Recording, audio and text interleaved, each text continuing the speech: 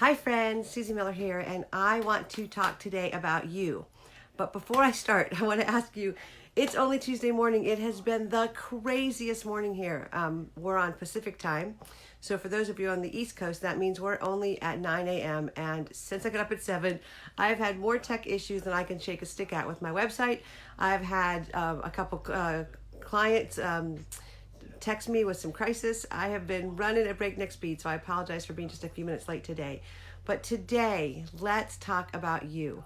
Let's talk about a tip for you that will help you get through this corona crisis and be in a different place on the other side. And it's something that I have used repeatedly in my life in the struggles I've had. As you guys know, I have had a lot of health challenges over the last 15 years, I think it's been, but some really bad ones last year where I was pretty debilitated and couldn't do anything of my normal life. Spent some time being couch ridden, which, you know, is a little better than bedridden, but it was definitely tough in our tiny house to not be able to do things, to be, all my travel was canceled, all my speaking was canceled. It was just not a good, positive, helpful, healthful time in my life. It was very difficult physically. It was very difficult emotionally, mentally.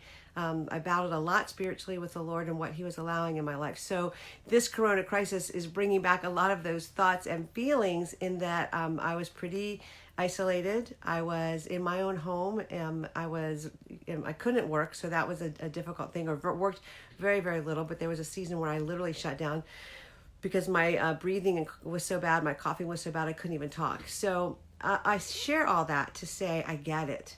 And so this corona crisis is bringing some of those feelings back. I don't know about you, but maybe some of the struggles you're going through in this time with yourself, with your friends, with your family, with your kiddos, is bringing back old feelings. It certainly is bringing up to the surface for all of us a sense of helplessness, a sense of not being able to be in control.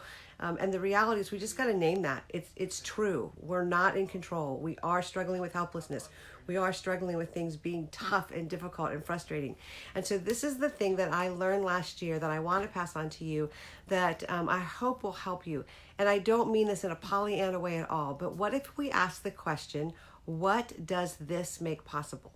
What does this struggle make possible? What does this isolation or this lockdown or these limitations make possible in my life in general, in my personal growth, in my spiritual growth, in my time with my kids, in my time with my spouse, in my time with even FaceTiming or having maybe some more margin to connect with friends. I don't know if, even if a layoff or less work or, a slowdown, there's all these things that are happening that are really hard. And you will never hear me deny the hard because I've lived through a lot of hard. But one of the things I talk about is living through hard to get to good. Hey, Sharon. Hey, Kim. Thanks for joining me today.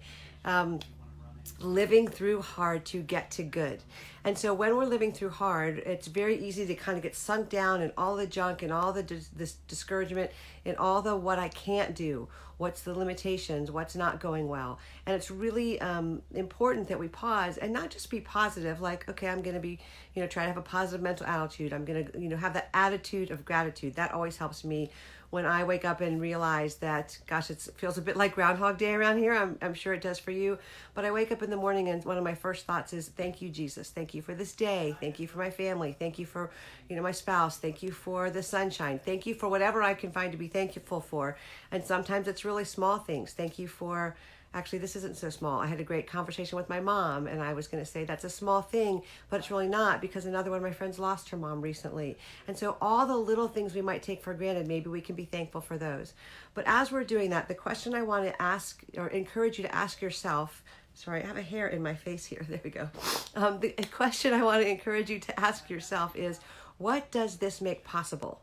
So for example, I shared how last year I was really couch-bound. I could not do a lot physically. I did not have the airflow, and I was coughing a lot, and I couldn't talk. And so that cut out all of my work, all my travel, all my speaking. And, for me, there was a lot that was canceled. And I remember hearing this question and thinking, What does this make possible? Well, what it made possible for me was, in a fun way, I caught up on a series on Netflix that I got to talk to my kids about. Their mom, have you watched this? Mom, have you watched this? And I was like, no, no, no. But this gave me time to sit there and be still and watch a TV show. The other thing it made possible was I did a lot of reading. I did a lot of study. I worked on some writings and some blog posts and some teachings on faith in the midst of struggling. I was able to do those kind of things. So what does this make possible is a question that just shifts our focus ever so slightly. If you've stuck with me or been with me at any point in time, you know I'm always about naming your feelings. So this is hard. I am discouraged. I am struggling. Name those feelings, but don't stay in those feelings. Shift to, okay, given what's going on, given that everything that I thought I was doing this spring is canceled, what does this make possible? Yesterday on my Facebook page, I posted a question about, what's gotten better in your relationships in this coronavirus crisis. And one of the moms or one of the friends talked about being a mom and having more low-key time with her kids. Maybe that wasn't a DM, but anyway, it was low-key time with your kids. That kind of time where you're not rushing to carpools, you're not rushing to the next event, you're not rushing. You're like, okay, what's next? And it was this low-key kind of more peaceful time with her kids. And it wasn't that she was the entertainment committee. Please don't think you need to be that. But it was a low-key kind of connection. We're all in the same room, reading, doing something, playing video games. Kind of low-key connection. No rush. Another person talked about more connection time with their spouse. And again, not like every night suddenly date night, because at the end of the night of getting the kids in bed, you might be exhausted. But you might snuggle up on the sofa and watch a movie and have some time together where you're holding hands or his arms around you, or you're just kind of snuggled up. And that kind of time doesn't happen when all of our activities aren't canceled. It might be a time for you to be generous with other people, with your time. With I know there's a lot of women here in where I'm living who are retired, who are making masks, who are taking their time and doing something for their community. So my question to you is, what does this make possible? And I'd love to hear in the comments from you your answers to that. What does having all your kids at home make possible in a positive sense? What does this extra time on Sundays when church is canceled and you're not going there make possible? What does the job changes, and they're hard. I've lost clients too. What does that make possible in your life? For some people, it's a new side hustle. I have a client who's looking about starting a new side hustle, and we're coaching through that because they've gotten laid off from one of their work jobs. And so what does this make possible? That is not an easy question to answer when we're frustrated.